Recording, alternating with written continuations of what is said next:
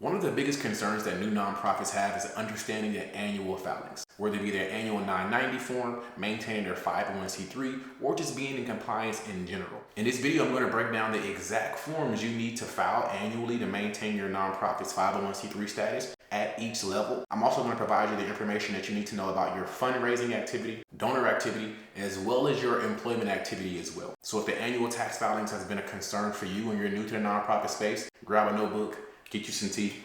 I have my tea here, and let's dive.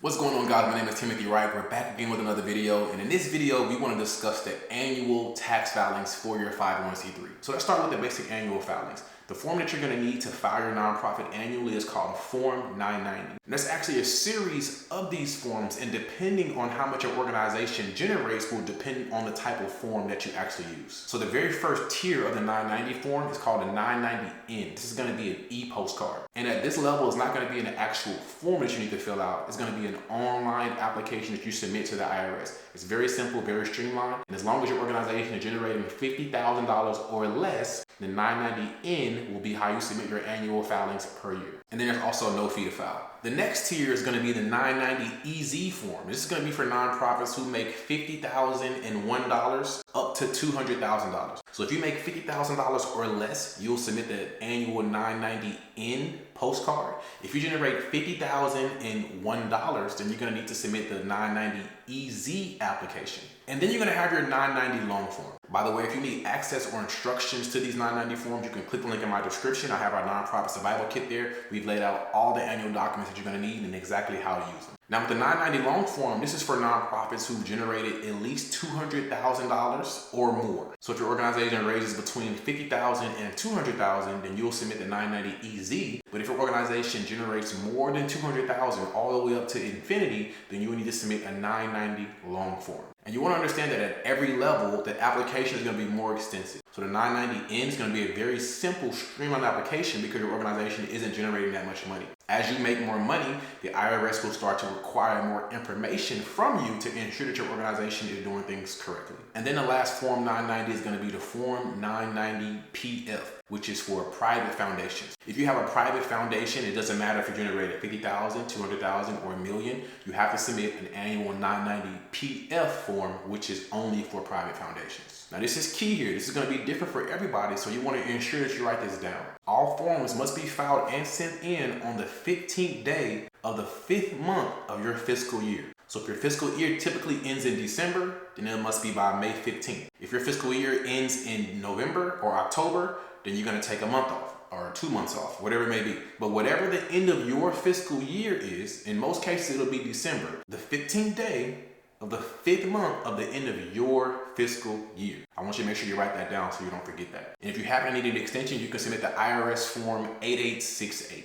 8868. So what we just went over was the federal reporting requirements, but now let's talk about the state reporting requirements. Now this isn't all states, but a lot of states do have annual corporate reporting that is due as well for your nonprofit. And in most cases, it'll just be to renew your incorporation status with your state. So for you, what I would encourage you to do is to Google the Secretary of State of California, Secretary of State of Texas, and also you can just research what are the annual filing requirements for Texas as a nonprofit organization. Google will answer that question for you and then also give you the exact steps of what you want to do. The reason why I don't want to give you the exact steps is because we're literally all around the country and I don't want to give you Texas information or California information and it's different in Wyoming. So I'm going to encourage you to do that research on your own. And in most cases, there is a fee, but we haven't seen a fee over $50. Now, if you haven't heard us, we mentioned this before, when you're starting off your nonprofit, you want to register your organization in your state to become a charitable solicitations registered organization, which means that you can publicly solicitate, which means ask for funds. In most states, the registration is only for a year, so every year you need to renew that as well.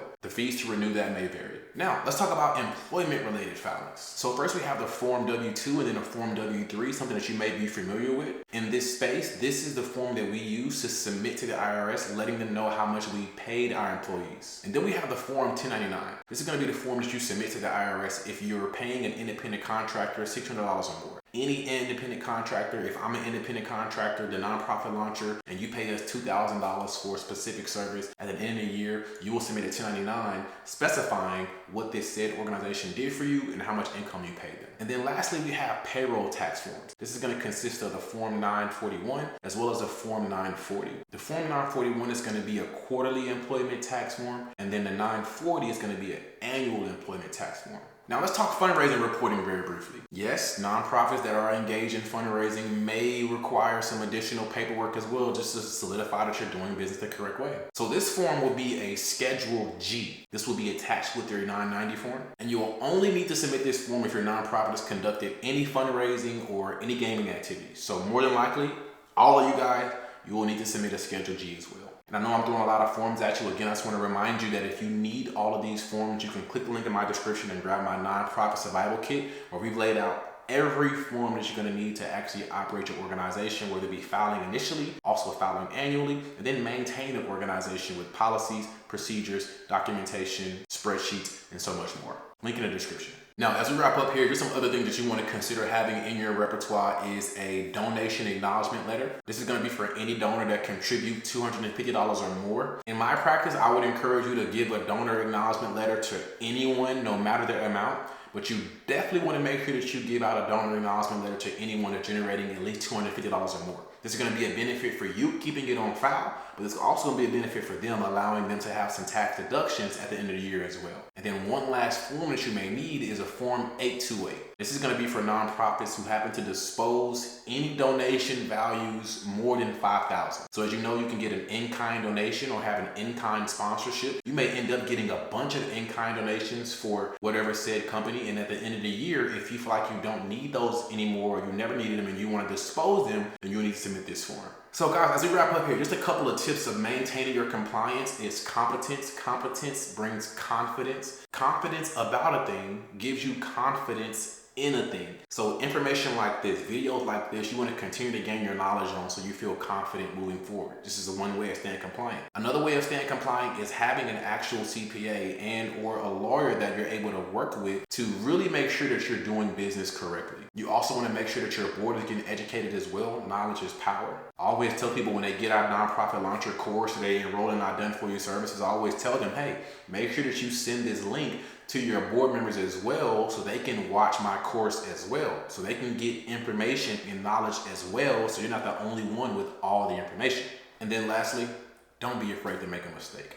I know that may not be the best advice from somebody else's perspective, but what I realized is I've almost never made a mistake that I couldn't overcome. Every mistake that I've made set me up for the win in the future. So put yourself out there, go for it, do your best, and God will handle the rest. My name is Timothy Wright.